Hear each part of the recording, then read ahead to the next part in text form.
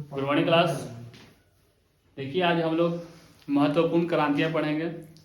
आपका आने वाला एग्जाम बीएसएससी हो गया या एसआई मेंस हो गया या जो भी कॉम्पिटेटिव एग्जाम, अभी बिहार पुलिस भी एग्जाम होने वाला है, तो इस टॉपिक से एक क्वेश्चन आता ही आता है।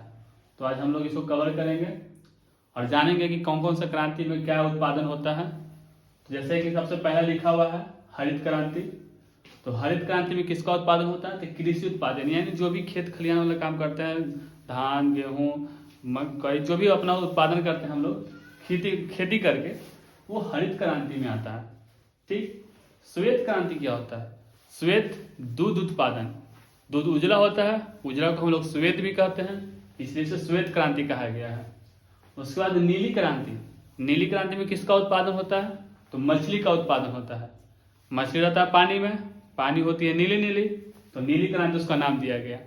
ठीक है। उसके बाद नेक्स्ट गुलाबी क्रांति। तो इसमें क्या उत्पादन होता है? तो झींगा मछली और प्याज का।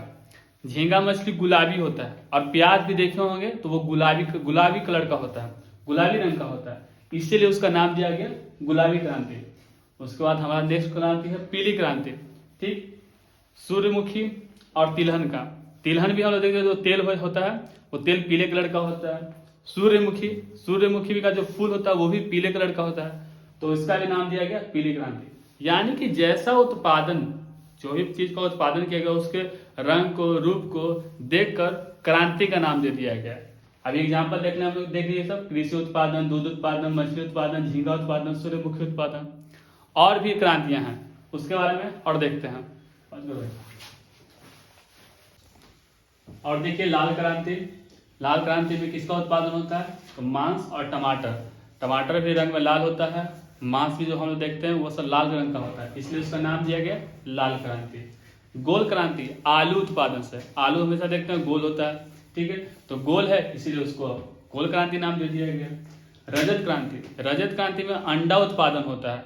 अंडा उत्पादन सिल्वर यानी कि चांदी रंग का होता है, इसलिए उसे रजत क्रांति नाम दे दिया गया। सुनहरी क्रांति। सुनहरी क्रांति में ना फल उत्पादन होता है, फल और सब्जी भी। ठीक है, सब्जी।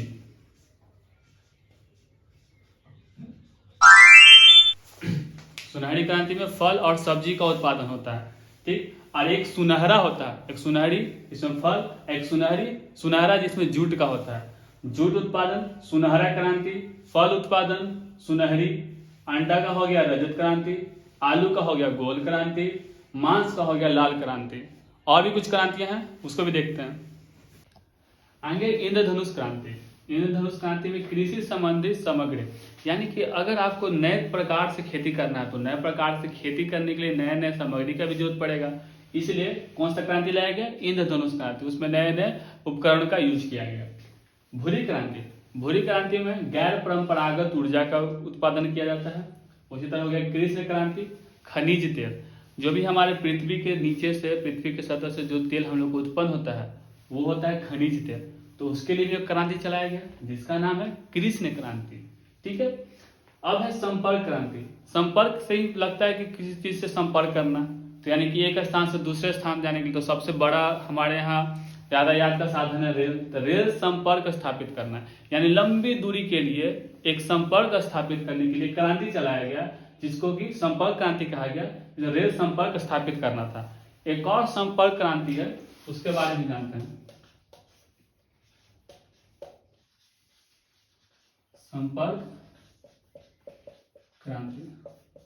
संपर्क क्रांति दो चलाया गया था, एक रेल संपर्क स्थापित करने के लिए और एक चलाया गया था नदी जोड़ने के लिए। नदी जोड़ने के लिए। जैसे कि अभी बिहार में चल रहा है नदी, हर एक नदी को जोड़ने का योजना चलाया जा रहा है, तो वो संपर्क क्रांति के थ्रू चलाया जा रहा है। तो संपर्क क्रांति दो प्रकार के थे, एक था रेल को स्थापित करना, एक था नदी जोड़ने के लिए। यही इतने जो भी है टोटल 15 को क्रांति। ये 15 क्रांति से ही कोई भी एग्जाम में आप बैठ जाइए, इसी से क्वेश्चन आएंगे और 1 नंबर कंफर्म है, तो इसको जरूर पढ़ लीजिएगा। ठीक है, धन्यवाद।